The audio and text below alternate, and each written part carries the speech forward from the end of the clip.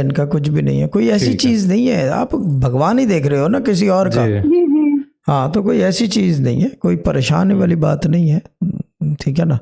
As long के आप क्या कहते हैं, अपनी अपनी डायरेक्शन ना छोड़ना। अब मंदिर के सामने गुजरने से इसका मतलब ये नहीं होता कि आपने मज़हब बदली कर लिया है या कोई उसकी क्या बोलते हैं सिग्निफिकेंस है। You just passing by. So this is the same thing. आपको दिखाया जा रहा है दरख्त के नीचे मूर्ति लगी हुई है, कोई पूजा कर रहा है तो करने दो उसको पूजा, वो अपना लगा हुआ है।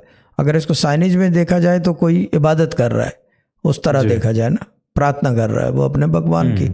आपको दिखाया जा रहा है कि देखो वो भी यही कर रहा है तो आप भी ये कर रहे हो, उसको ऐसे ताबीर बना सकते हैं। लेकिन वो ये कोई ऐसी चीज़ नहीं है परेशानी वाली, ठीक है ना। कोई और होता तो ले आओ, क्यों शहजाद भैया ना जी। हाँ, सदका करवाते हैं, खैरात देते हैं और